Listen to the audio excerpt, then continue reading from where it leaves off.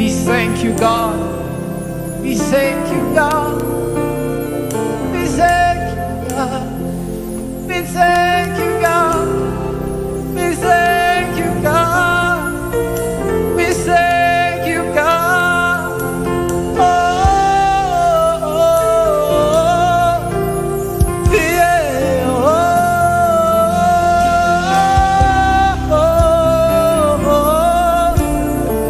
Yeah. You are Yahweh.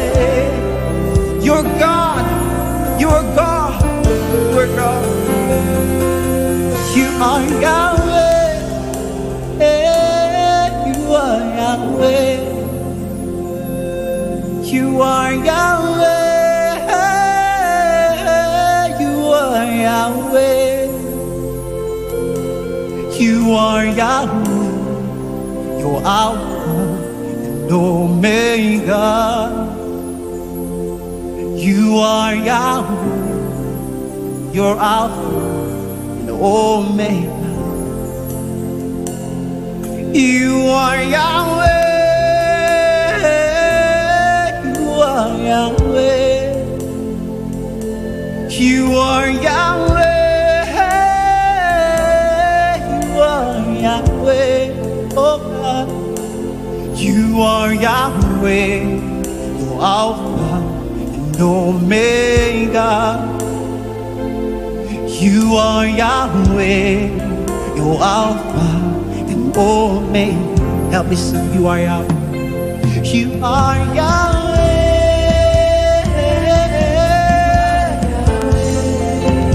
You are Yahweh. You are Yahweh. You are Yahweh. Oh, I put my trust in you, God. Hey. You are Yahweh, you are Yahweh, you are Yahweh. You are Yahweh. Hey. Yes, you are Yahweh. You are Yahweh. You are Yahweh.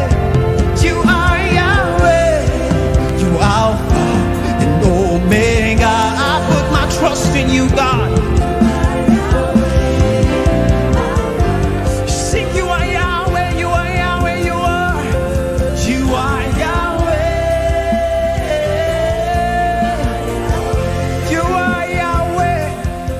Hallelujah, hallelujah, hallelujah.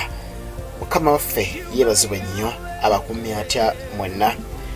Njagala kukkiriza Katonda nti abakumye bulungi nnyo era twagala okwebaza Yesu olw'akadde kano akalungi katugerekedde nate era okwogerako n'abatukuvu be mu linnya lya Mukama waffe Yesu Kristo omwana wa Katonda abeerera ddala omulamu.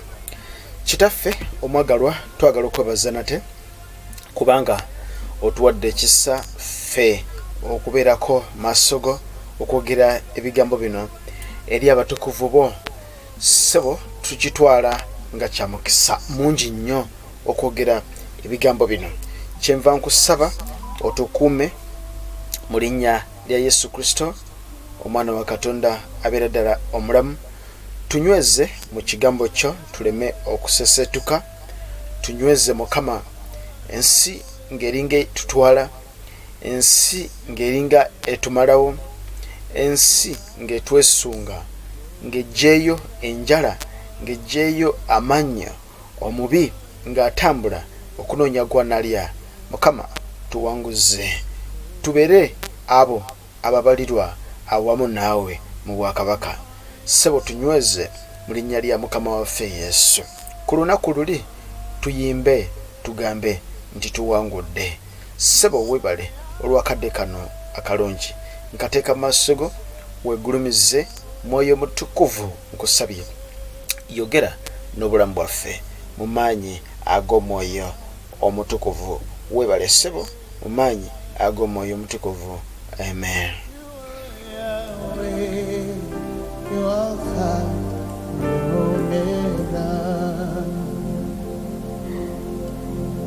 You've got times and seasons in your hand. You call for light out of darkness. You don't need a man to be the God you were, but you have chosen to call me. Kama ebazibwe nnyo olunaku olwejjo tulina ebigambo byetwabadde tugabanako ffenna wano. Ebigambo ebyobuwanguzi, okuwangula. Mukama waffe ebazibwe oba kiyite overcomer, an overcomer. Ebigambo bino biwanvu naye twagadde tubifunze. Bw'osoma bayibuli eyo erina ekigambo kyekozesa overcomer, naye okusingira ddala ennyo bwebanga ekikozesa ku kanisa ekyogera nnyo mu kitabo ekyokubikulirwa. Ojja kwesanga mukwano gwange omu yansindikiddeko wano twabadde twogeramuko naye ne mugamba nti yawulidde nga njogera nti ku nsi tetunaba kuwangula, ne bw'ogamba nti ndi muwanguzi oba wezzaamu maanyi, kubanga olwaleero bw'owangula obubbi enkya ojja kulumbibwa n'obusungu. Omwoyo gwe gumu ogubeera emabega w'ekyo: omwoyo gw'obubbi, omwoyo gw'obusungu, omwoyo gw'okwaka, omwoyo gw'okulumagana, omwoyo gw'okweyuzzaamu, omwoyo gw'entalo, omwoyo guyuzzaamu amaka, bubbi, bukyayi, fitina ku mutima, bujja. Ebyo byonna birina omwoyo ogubiriko emabega, gwe mwoyo gwa Sitaani. Kati omwoyo ogwo guli ku nsi, ensi omwoyo gwe gufuga ensi. Principalities, powers of the darkness of this age, we battle those spirits, we battle those demons day and night. Kakati tetumeggana nabyo nga tusinziira mu ggulu, tuli wano ku nsi, kubanga ffe munda mu ffe Katonda mwali era omwoyo gwe guli mu ffe munda, omubiri guno nga ye kariya. Kakati omubiri gubattlinga day and night. Mukwano gwange twali tunyumya nangamba nti nedda nga Dawudi yawangula empologoma. Mukama ebazibwe, Dawudi yawangula empologoma, yawangula Goliath. Dawudi muvubuka muto yawangula Goliath. Oyo kati si overcomer. Nze mbadde ngamba nti kyowangudde n'okimega, then you have become an overcomer. Ne mugamba nti tunulira obulamu bwa David bwe yamala okumeggana ne Goliath ng'akozeseza 5 stones. Kiki ekyaddako? Tulaba Dawudi mu maaso ng'ate waliyo ekyoyo ekyamuwamba, kyekyoyo ekyokwaka ku mukyala wa munne.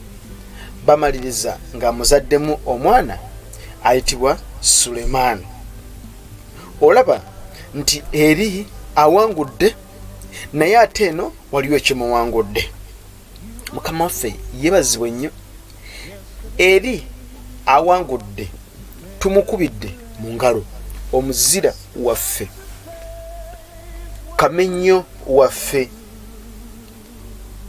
awangudde, naye ate tugenda okwetegereza mu maaso eno ng'akubiddwa ayimiridde ku lusozi waggulu ku kitindiro ky'ennyumba, atunudde wansi alengera mukyala wa munne n'amwegomba. So kiki kyengezaako okutegeeza nti amaliriza amukozesezza. Ate amaliriza akutte ba wa munne omwami w'omukyala amutadde ku front line. Bamaliriza bamuse. Uliya n'afiira mu lutalo. Ani akikola? Dawudi. Dawudi yakola atya? Ye yawangula Goliath.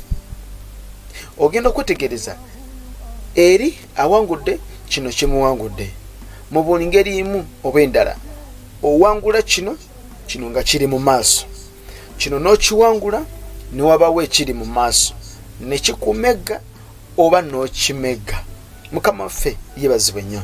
So overcoming, to be called an overcomer. Omukulu nabadde mbategeezako olunaku lw'ejjo yali omutume Pawulo alina ebigambo byeyayogera mu Timoseewo ekyokubiri 4 n'olunyiriri olw'okutaano. Osobola okutandika ku lwokutaano naye olw'omukaaga lukulu nnyo. Timoseewo ekyokubiri 4 6 7 ne 8. Tutandikiraawo. Agamba nti kubanga nze kaakano nfukibwa n'ebiro eby'okuteebwa kwange bituuse. Okategedde? Kaakano ye yali akimanyi nti I am already poured out as a drink of offertory. Mpeeweddwayo ebyange kati biwedde, neetegese. I'm ready at the time of my departure. Nze neetegese n'ebiro eby'okuteebwa kwange bituuse. Statement eno etegeeza nti ye yali akitegedde nti kakati obudde bwange buweddeyo, ŋŋenda. Obudde bwange buweddeyo, ŋŋenda. Asibula mu buli ngeri emu oba endala akitegedde nti agenda. Obudde bumuweddeko. Tukaddemu ffenna akitegedde nti obudde bumuweddeko, agenda. Kristo yayogera ebigambo mu kitabo kya Yokaana 16:3. N'agamba nti ebigambo bino mbibagamba mwe mubeere n'emirembe. N'agamba nti mu nsi mujjudde ennaku. In other words, mu nsi mujjudde okubonaabona, mu nsi mujjudde amafumu, mu nsi mujjudde ennaku, okubonaabona, amaggwa, mu nsi mujjudde entalo. Naye Kristo amaliriza atugamba mu Yokaana 16:3. N'agamba nti naye mubeere n'amaanyi. Take courage. Mugume byonna mwebiri biri mu nsi. Mugume. Lwaki tuguma? Mugume kubanga nze mpangudde ensi.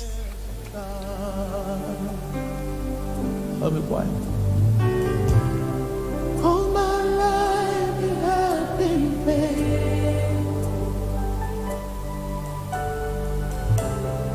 All my life you have been so good. Every breath that I am Mwe mugume kubanga nze mpangudde ensi. Kiki nnyo? Tuguma kubanga Kristo yawangula ensi. Kakati Kristo yawangula ensi kubanga ensi teyamuyenza. Mu nsi yalimu ng'alwana, mu nsi yalimu ng'alafubana okulabika nti mission eyamuleeta agituukiriza. Kakati mission alabika nga ye alinako wagituusiza, n'agamba nti bantu bange, ekituufu kiri nti ensi eno gye mulimu ejjudde ennaku, ensi gye mulimu ejjudde ebizibu. Oba wakamaliriza okulwana ne Goliath, ogenda okwetegereza nga mukawuliya naye omutunulidde. Oba wakalowooza nti kino nkiwangudde, kino nga kiyingirawo. Ebizibu byeddiringana, ennaku yeddiringana. Kino wakakiwangula, kino kijja, kino wakakiwangula, kino kijja. Tuli wakati mu lutalo, lifuli nga tannafuuwa wiso esembayo ey'omuzannyo. Bassebo ne banyabo, tetukkiriza nti omuzannyo guwedde. Bwe guba mupiira wakati, goolo yeeno nga balina 5, abeeno nga balina 1, mujaganya mpola mpola, newankubadde nga wasigadde eddakiika 10 omupiira gugwe, babasingako goolo 4 temunnawangula.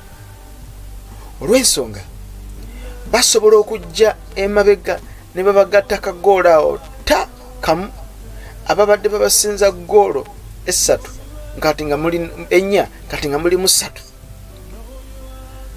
Muba mukyali awo negwe nakola akasobya ne babakuba ka penalty awo. Kisoboka kubanga tukirabye mu muzannyo gw'omupiira. Abadde akulembedde nadda emabega ne babakuba ka goolo. Waliyo omupiira gwe nalaba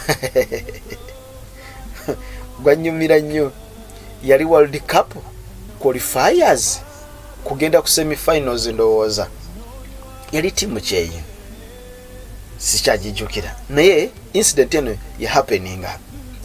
Bali beetaaga dulo yokka, kusiba dulo yokka. Bali balina goolo 2, bano balina goolo 1, naye ng'okusinziira ku kibalo ky'omuzannyo, bano kasita bakuba goolo endala 1 ne basibagana 2-2, omu ku bo avaako. Ng'ani avaako? Ono eyasoose okuteeba goolo 2. Balina 2, bano balina 1. Nga kitegeeza ki? Nga bano balina okwanguwa okugatta goolo 1 bakube, basibagane maliri bo bayitewo with a point, bano bagwe. At the last hour nga wabulayo eddakiika 2 ebyamagero ne birabika, goolo neyingira mu katimba, ensi nebuna amasanyi, ne beeyambula amasaati, ne bagwa wansi, kolo basula mu mabaala bayiseewo. Kakati Kristo ye kyava ayogera ebigambo bino nti ensi eno ejjuddemu tribulations, kubanga ffe tuli wakati mu battlefield, battle ground, eri reality, eri real. Naye ye Kristo akugamba I have overcome the world. Kati tugumira ku ye kubanga yawangula. Ye yawangula. Tukaddemu ye yawangula.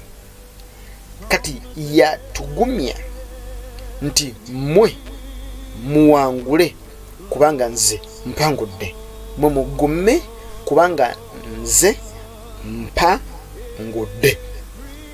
Mukama waffe yebazibwe nnyo, mugume kubanga nze mpangudde. Kakati omutume Pawulo kyava ayogera eri mu Timoseewo 2:4 6, 7 ne 8 nti kubanga nze kaakano nfukibwa n'ebiro eby'okuteebwa kwange bituuse. Nwanye okulwana okulungi, olugendo ndutuusizza. Wangi olugendo ndutuusizza. Ntuuse kalayini kano omuddusi waddukira ntuuseeyo. Mpangudde wangi mpangudde kubanga akadde katuuse alaba agenda. Mukadde ako nga yeekuuma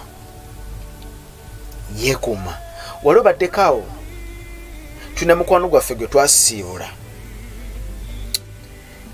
yatutegeeza n'atugamba nti sikyalina budde ku nsi, mulwanyi mukoze kye mukola, sigaze obulamu bwange. Katonda ne bwakola ekyamagero ssaawa zino n'enzira mu bulamu buno era still nja kufa. Kyava tugamba nti kuno kwe kuwangula kwange. Kaneekuume ali ku kitanda ngenda. Mpangudde kati mmwe musigadde okuwangula, mujja kunsangayo. Nze njagala kugenda kubanga alaba afunye omukisa. Yeekuumye, akumye okukkiriza kwe, alaba awangudde. Ffe abalokole okuwangula ng'ensi tugiwangudde, kwe kuva wano ne tugenda eyo ewaffe, ewa kitaffe.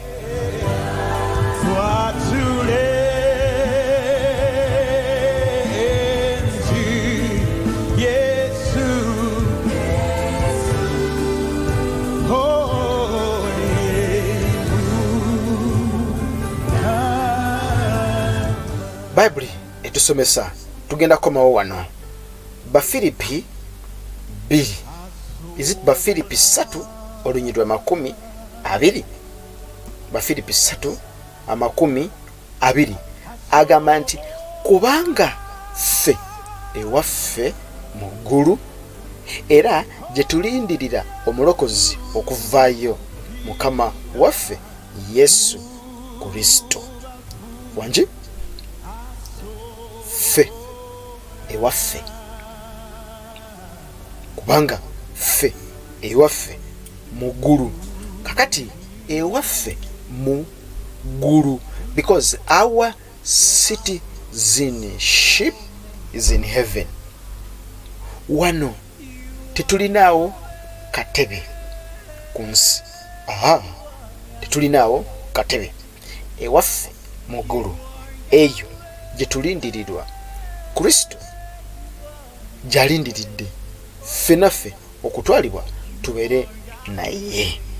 Kyova olaba nti bwe tuva mu bulamu buno ne tweyongerayo ne tugenda mu bulamu buli obwaffe obwatuteekebwateekebwa, ne tuviirira ensi eno, ne tugenda nga tukuumye ekyo kyatuweebwa, bassebo ne bannyabo, kwe kuwangula kwaffe.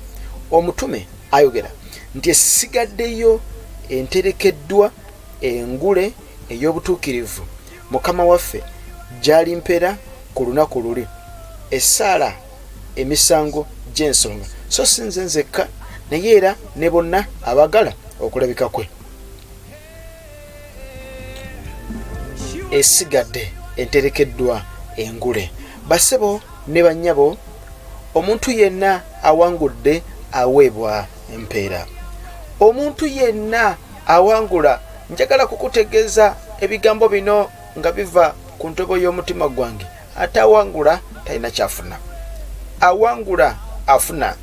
Kyova olaba nti Bayibuli etusomesa mu kitabo eky'okubikkulirwa 2 olunyiriri lw'omusanvu, Bayibuli esomesa nti oyo awangula aliweebwa omukisa okulya ku muti ogw'obulamu oguli mu lusuku lwa Katonda. Oyo yekka awangudde. My God, oyo yeka awangudde. Kakati bwe tuba twogera ku overcomer, the one who overcomes is the one who has overcome this world. Basebo ne banyabo, tutya mu kuyita mu kukuuma okukkiriza kwaffe y'ensonga esookera ddala. Okukuuma okukkiriza kwaffe kwe twakkiriza kwe kukkiriza nti nzikiriza nga Kristo bwe yawangula ensi, nange ndi muwanguzi, ndi wangula obulamu buno ne ngenda mu bulamu obwasuubizibwa.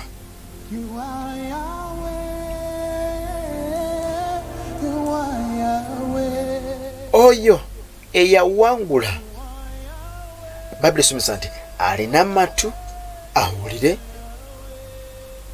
Omwoyo kyagamba ekkanisa. Oyo yenna awangula, oyo awangula ndimuwa okulya ku muti ogw'obulamu mu lusuku lwa Katonda, ku Bikkulirwa 2:7. Kakati tekitegeeza nti kubanga owangudde obwavu nti kati oterekeddwa okuweebwa okulya ku muti ogw'obulamu mu lusuku lwa Katonda. Nedda, nedda. Wangula nsi, wangula nsi, kubanga tukimanyi bulungi nnyo, lifuli nga tanaba kufuuwa wiso esembayo, sawa yonna olina goolo 2, oli alina goolo 0, basobola okuva emabega ne bakukuba goolo 1 n'obunira, ne bakuba goolo ey'okubiri n'ozirika, ogenda okuzuukuka nga bakubye goolo 3 and you are beaten. Kubanga tulabye balwanyi bannaffe bangi abakubye empologoma, naye nga ssaawa y'olwaliro bw'omunoonya gy'ali yabivaamu dda, yakubibwa dda, yawangula empologoma ku mulundi guno. Ate Uliya alese obuzibu, mukyala we gwabeera naye yasalawo ate Uliya ate asobole okubeera ne mukazi we. Kakati oyo tabalirwa mu bawanguzi kubanga akyamegana, bakyamukuba goolo. Wangi bakyamukuba goolo. Kristo ye atulindirira. Bayibuli esomesa mu kitabo eky'okubikkulirwa 3:5 nti oyo awangula alyambazibwa engoye enjeru, era nti n'erinnya lye liriwanduukulwa mu kitabo ky'okufa.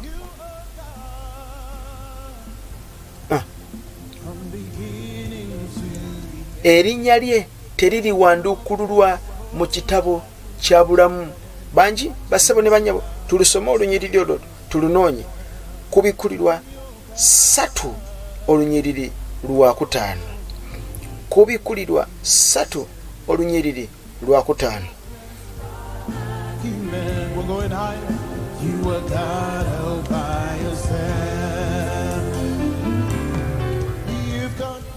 Bw'atyo awangula alyambazibwa engoye enjeru, so sirisangula n'akatono linnya lye mu kitabo ky'obulamu, era ndyatula erinnya lye mu maaso ga Kitange ne mu maaso g'abamalayika be.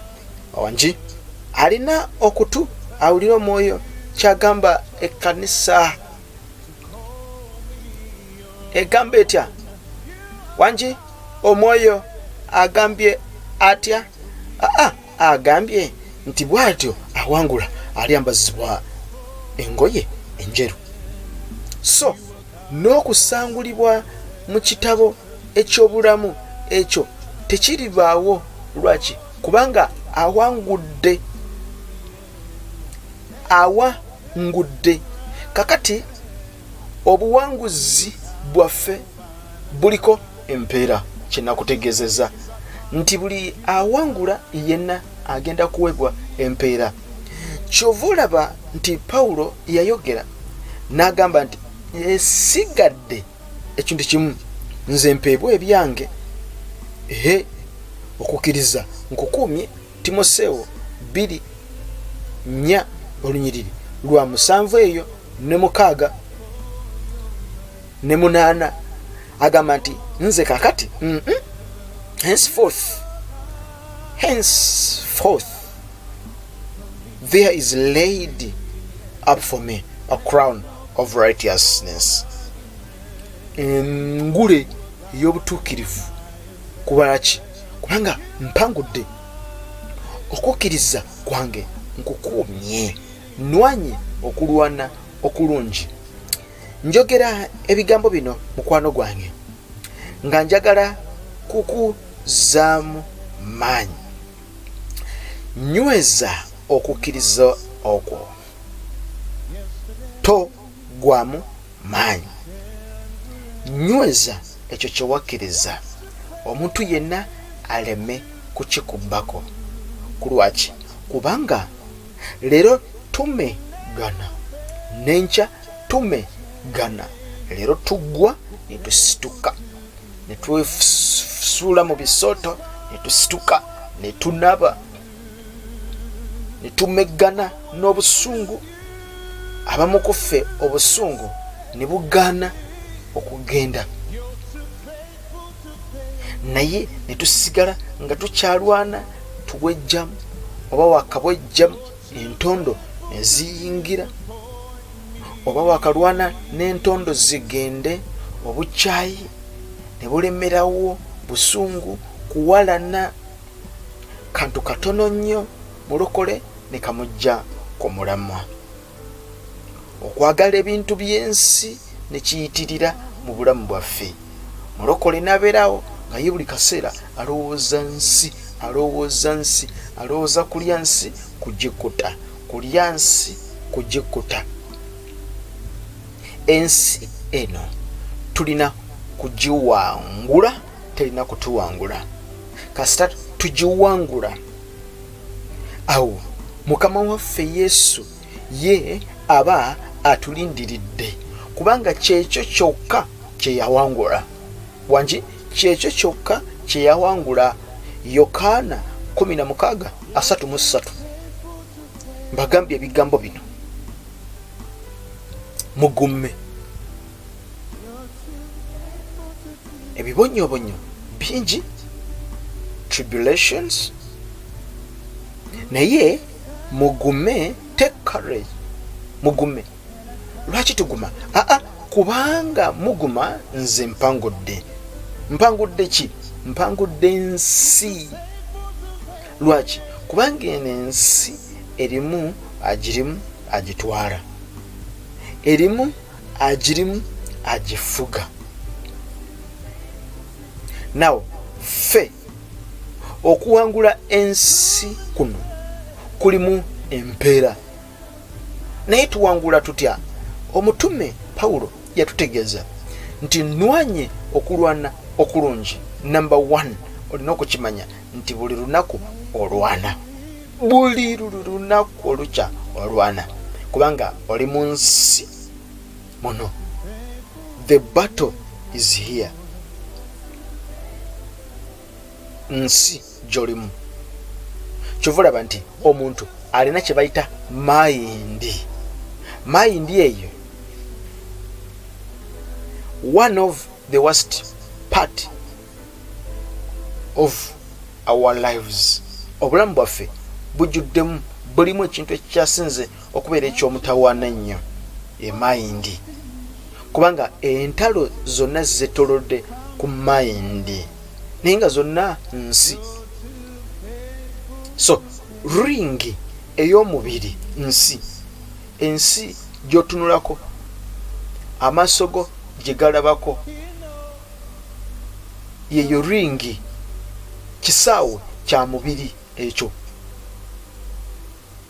ekisaawe eky'omwoyo omuli olutalo lwe tumegana nalwo mayindi, endowooza, enfumiitiriza y'ebirowoozo n'olowooza obubi okukamala obukamazi by'omegana nabyo ebyo. Lwe lutalo olunene oluli wakati awo. Mukama waffe yeebazibwa nnyo. Kati Kristo yagamba awangula ebyo, ekisooka ajja kuweebwa omukisa okulya ku muti ogw'obulamu mu lusuku lwa Katonda. Kubikulirwa 2:7 awangula ensi, awangula ensi aweebwa omukisa okulya ku kibala ku muti oguli mu lusuku lwa Katonda. Mbajjukiza ebigambo bino nti mwabasoma abaliko ffenna nga tuyiga ku kye tuyita omuti ogw'obulamu n'omuti ogw'okumanya obulungi n'obubi. Mbajjukiza nti tuliddayo mu Edeni gye twava tusobole okulya ku muti ogwo. Abawangudde tulye ku muti ogwo ogw'obulamu. Buno nga bwe bulamu obutaggwaawo obutuweebwa Kristo. Akkiriza Yesu alibeera mulamu newankubadde ng'afudde, naye alibeera mulamu emirembe n'emirembe. Kati Kristo yatuwa obulamu obwo tutya? Atuzzaayo eri gye twava mu lusuku lwa Katonda, tunaazibwe, tuwanirizibwe ba Ibulayimu, twambazibwe, tulye ku muti ogwo gw'obulamu, tusobole okuwangaala emirembe n'emirembe, kubanga guli gwali muti gwa bulamu butaggwaawo. Kati tuliddayo ne tugulyako. Kyova olaba nti ba Adamu bwe bamala okwonoona, mbajjukiza abakola sitade eno be twali nabo, bwe bamala okwonoona, Katonda akwata bamalayika n'abateeka.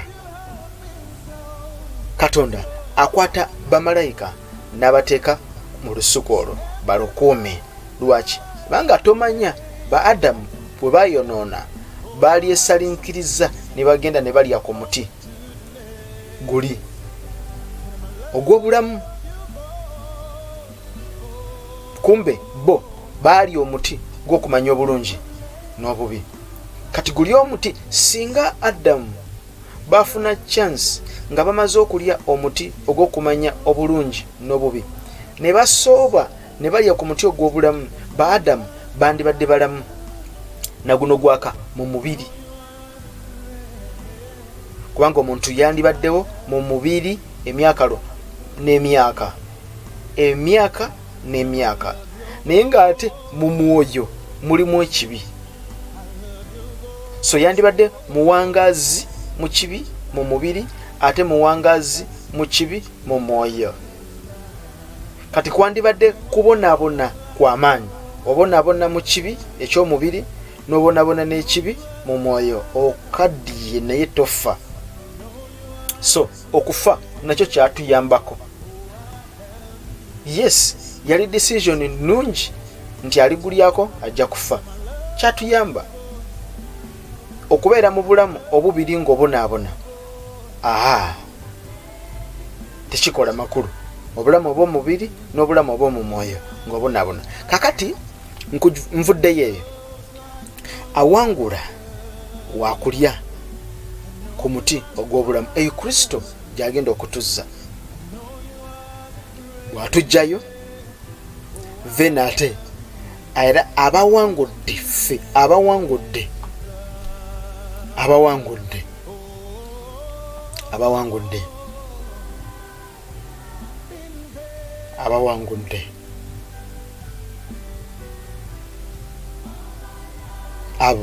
abawangudde. Bayibuli esomesa mu kitabo ekyokubikulirwa, ndowooza we tugenda okukoma lunaku olwaleero, nkujjukiza oli ku Just Gospel Media Uganda. Okuwangula kuno okwogerwako mu Bayibuli ojja kusanga okuwangula kungi naye okuwangula kwaffe abaana ba Katonda tekuli wano, kuli weeri nga tuvudde mu nsi eno nga tuwangudde ensi, kubanga ensi ejjudde obulabe eri obulamu bwaffe. Bayibuli tusomesa mu kitabo ekiyitibwa ekyokubikulirwa 2:26 nti oyo awangula n'akuume ebikolwa bye ebirungi. Tugendeyo ndowooza kubikulirwa 2:26 tumalirize n'olunyiriri luno. Kubikulirwa 2:26 kubikulirwa 2:26. He is Lord.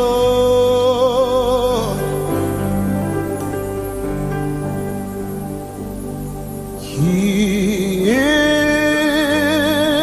risen from the dead. Bayibuli esomesa kubikulirwa 2:26 era awangula n'akwata nga ebikolwa byange okutuusa ku nkomerero. Oyo ndimuwa amaanyi ku mawanga. Akola atya? Akwata ebikolwa byange ebirungi okutuusa ddi enkomerero. He who overcomes and he keeps my deeds until the end. Until the end, I'll give him authority over the nations. Who overcomes? Who is an overcomer? An overcomer. Gwe twogerako oyo awangudde until the end. Until the last whistle. Until the last line. Owangudde.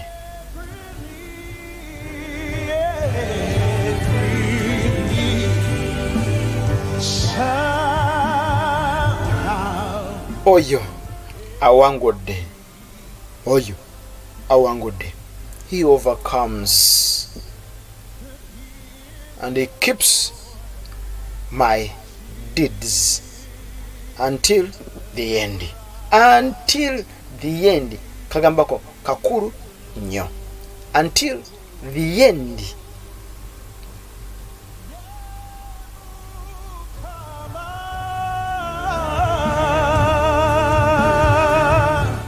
Tukole tutya? Kuma okukkiriza kwa kunyweze.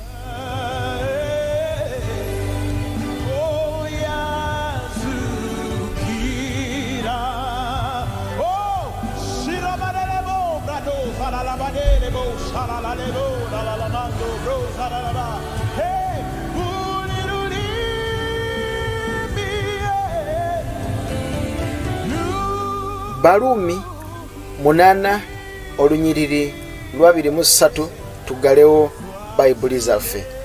Barumi 10:23. Barumi 10:23 tugalewo Bayibuli zaffe. Barumi 10 Bebulaniya 10 badde nsumbuziddwamu. Bebulaniya 10 nsonywamu. Bebulaniya 10. Abebulaniya 10:23. Bebulaniya 10:23. Tunyweze okwatulanga essubi lyaffe obutasagananga kubanga yasubiza mwesigwa. bangi tunywezenga okwatulanga essubi lyaffe obutasagana. Let us hold fast the confession of our hope without wavering. Tunyweze okwatula nga essubi lyaffe. Nyweza ekyo kyolina. Nyweza.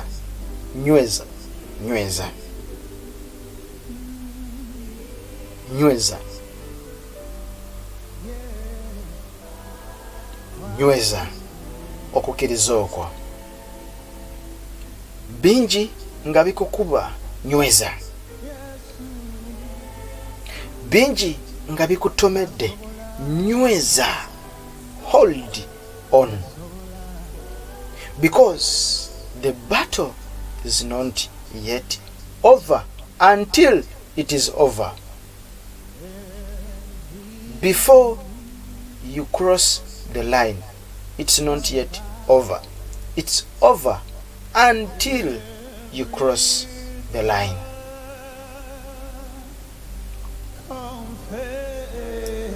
Nyweza okukkiriza okwo. Lwana okulwana okulungi. Kuuma okukkiriza okwo kwe wakkiriza.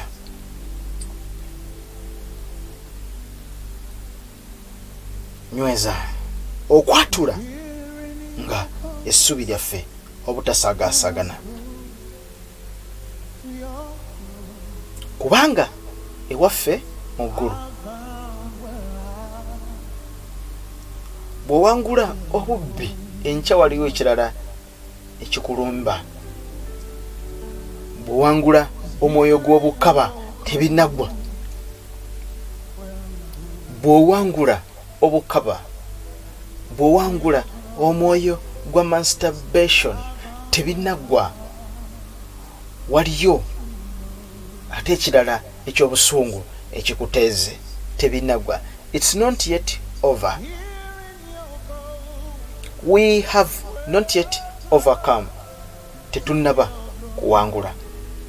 Nyinza okyogera ekigambo ekyo ne kikuluma n'olira nga kikuyisiza bulala, naye ge mazima ge nandyagadde twogere. Bwe tumala okugategeera, awo nno tutegeere ekyokukola. Bwe tumala okugategeera, tutegeere ekyokukola. Let us hold fast the confession of our hope. Bangi nnyo asobola okuyimirira ku kituuti, asobola okuyimirira ku mulimu gwe, mu maka ge, n'awangula buli lutalo olujja mu maaso ge. Naye at the end wali we wakulu, line nkulu, tomanya wakati ayinza okubwa. Tulabye ababadde abasumba ku bituuti ne bakubibwa ku ttaka, n'agenda mu busiraamu, abamu ne baddayo mu busamize, abalala ne baddayo mu nguuli, abalala ne bawasa abakazi nga bwe baagala. Nga bali b'amaanyi, baali balina amaanyi, baali balina amannya.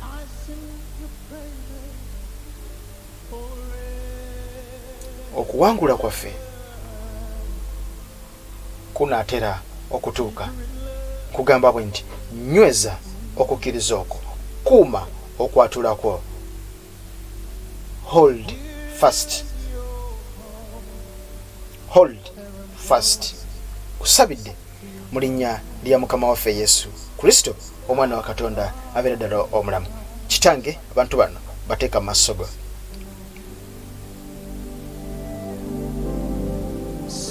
Bawe amaanyi okukuuma okukkiriza kwabwe, basobozese okuwangula ensi. Ku lunaku luli babalibwe nga bawanguzi. Mutume kyava agamba nti esigadde engule ey'ekitiibwa ey'obutuukirivu.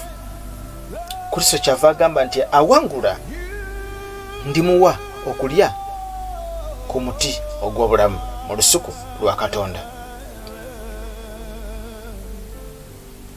tuwe amaanyi okunyweza okukkiriza kuno, tuleme kugwa wabula tunywere mu kitiibwa kyo.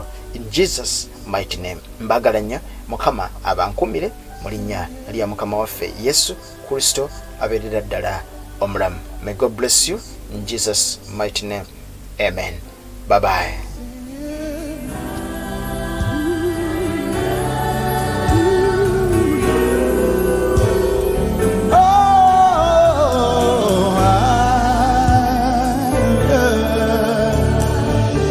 Sing one more time, tell him, Lord, I love you.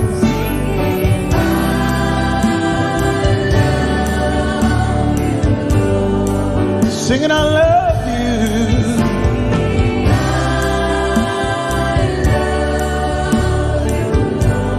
I'm singing, I love you.